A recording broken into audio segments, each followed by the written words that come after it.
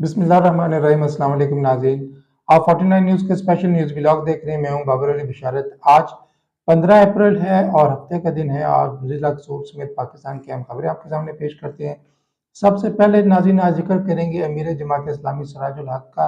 उन्होंने आज लाहौर के अंदर दो अहम मुलाकातें की हैं। पहली मुलाकात उन्होंने वज़ीर आज़म पाकिस्तान मियां शहबाज शरीफ से लाहौर के अंदर मुलाकात की है और मुल्क की जो सियासी सूरत हाल उसके ऊपर उन्होंने तबादला ख्यालात किया और उनके साथ वफद भी उनके साथ मौजूद था, जिसके अंदर लियाकत बलोच और मीरुल अज़ीम वगैरह शामिल थे। और इस मुलाकात के फ़ौरन बाद जो है उन्होंने ज़मान पार्क के अंदर साबिक़ वज़ीर-ए-आज़म पाकिस्तान इमरान खान से भी मुलाकात की है और उनके साथ भी सियासी दिलचस्पी के अमूर ज़ेर बहस रहे। पाकिस्तान की मौजूदा सियासी सूरत हाल और आने वाले जो पंजाब के इलेक्शन हैं उनके हवाले से उनकी मुलाकात रही। तफसीलात जो हैं वो कुछ देर बाद एलामिया के अंदर जारी होंगी जमात इस्लामी की तरफ से, तो आपको उससे भी मुतला करेंगी। जी नाज़रीन, इसके साथ आपको बताएंगे कि आज लाहौर के अंदर एक बहुत बड़ी बैठक हुई है और उस बैठक ने जो है हुक्मरान अताहत को जो है वो परेशान कर दिया है और इसके साथ साथ पंजाब के अंदर जो इलेक्शन होने वाले हैं उन इलेक्शन के हवाले से जो अदलिया के खिलाफ मुहिम एक चलाई जा रही थी उस मुहिम का भी खात्मा कर दिया। ये अहम बैठक जो हुई है ये सीनियर वकला की हुई है, जो पूरे पाकिस्तान से जो सीनियर वकला शामिल हुए। लाहौर में एक गोल मेज कॉन्फ्रेंस हुई है जो जिसका इंतज़ाम जो है पाकिस्तान बार कौंसिल ने किया और उसके अंदर जो है एतजाज़ हसन और सरदार लतीफ़ खोसा समेत जो है वो बड़ी तादाद जो है वकला की सीनियर वकला की उसके अंदर शामिल हुई और वकला ने उस वक्त उस गोल मेज कॉन्फ्रेंस के मौका पर आइन की बालादस्ती और अदलिया के तहफ़्फ़ुज़ के अज़म का इजहार किया है। और उस मौका पर एतजाज़ हसन का कहना था कि पंजाब के अंदर इलेक्शन जो है वो सुप्रीम कोर्ट के ऑर्डर्स के मुताबिक 14 मई को ही होंगे।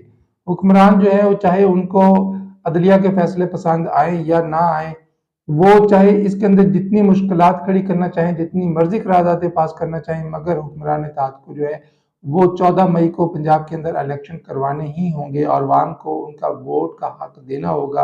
अवाम को अपने नुमाइंदे मुंतखब करने का हक देना ही होगा। इस मौका पर जो है वो खुसूसी तौर पे जो वकला थे उन्होंने कहा कि वकला जो है वो हमेशा आइन के तहफ़्फ़ुज़ का हरावल दस्ता रहे हैं और हमेशा आइन के तहफ़्फ़ुज़ को यकीनी बनाया है। और इस मौके पर उन्होंने खुसूसी तौर पर कहा कि अदलिया खुसूसन सुप्रीम कोर्ट और चीफ जस्टिस के खिलाफ जो एक मुहिम पूरे पाकिस्तान के अंदर चलाई जा रही है, इस मुहिम का मकसद जो है वो अदलिया को सिर्फ कमज़ोर करना नहीं, लेकिन ये आइन के ऊपर भी शब खून मारना है। वकला बरादरी जो है वो कभी भी ऐसे लोगों को इस बात का मौका नहीं देगी कि वो आइन को सबोताज करें और अदलिया के ऊपर हमलावर हों। हमेशा जो वकला हैं वो अदलिया के तहफ़्फ़ुज़ के लिए पहली साफ में खड़े होंगे। जी नाज़रीन, इसके साथ आपको बताएं कि गुज़श्ता चंद रोज़ पहले जो है वो कसूर के इलाके चूनिया के नवाह के अंदर एक माँ बेटा जो है वो फायरिंग से उनको कत्ल कर दिया गया था। उनकी फैमिली में बच जाने वाले जो 2 बच्चे थे उनको आईजी पंजाब डॉक्टर उस्मान अनवर ने अपने ऑफिस में बुलवाया है और वहाँ पे इस मौका पर डीपीओ कसूर तारिक अजीज सिंधु और एसपी इन्वेस्टिगेशन कसूर और एसएचओ थाना सिटी चूनिया भी मौका पर मौजूद थे। उस मौका पर जो है वो आईजी ने डीपीओ से जो है ना वो केस की पेशरफ्त के बारे में सवालात किए और साथ साथ ये भी पूछा कि अभी तक मुलजम गिरफ्तार क्यों नहीं हो सके, जिस पर डीपीओ जो है वो कोई खातिर खा जवाब नहीं दे सके। डीआईजी ने डीपीओ कसूर को खुसूसी हदायत करते हुए कहा कि 15 दिन के अंदर अंदर जो है वो इस केस के जो मुलजमान हैं उनको गिरफ्तार किया जाए और इसके अंदर किसी किस्म की कोई भी कोताही जो बर्दाश्त नहीं की जाएगी।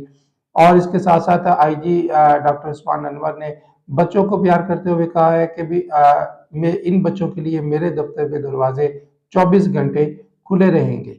जी नाज़रीन, इसके साथ आपको बताएं कि पंजाब हुकूमत ने ईद उल फितर के मौका पर 5 छुट्टियों का नोटिफिकेशन जारी कर दिया है। ये जो ईद की तातीलात हैं ये 21 अप्रैल से शुरू होकर 25 अप्रैल तक रहेंगी। 21 अप्रैल बरोज़ जुमा से शुरू होंगी और 25 अप्रैल बरोज़ मंगल तक ये रहेंगी। 5 दिन की जो तातीलात है ईद उल फितर की उनका ऐलान कर दिया। इन तातीलात के ऐलान के साथ ही जो बैंक्स के अंदर भी जो है वो 21 अप्रैल से लेकर 25 अप्रैल तक के बैंक बंद होने का भी नोटिफिकेशन जारी हो गया है। हुकूमत ने 17 अप्रैल से पहले जो है वो 17 अप्रैल तक जो है वो तनख्वाहें और पेंशन जारी करने का हुक्म दिया था। देखते हैं आप बैंक बंद होने से पहले पहले इससे पहले पहले कौन कौन पेंशन और तनख्वाहें जो है वसूल कर पाता है। जी नाज़रीन, ये तो हमारा आज का न्यूज़ व्लॉग, उम्मीद है आपको पसंद आया होगा। अपनी राय का इजहार कमेंट में जरूर कीजिए। अल्लाह हाफ़िज़।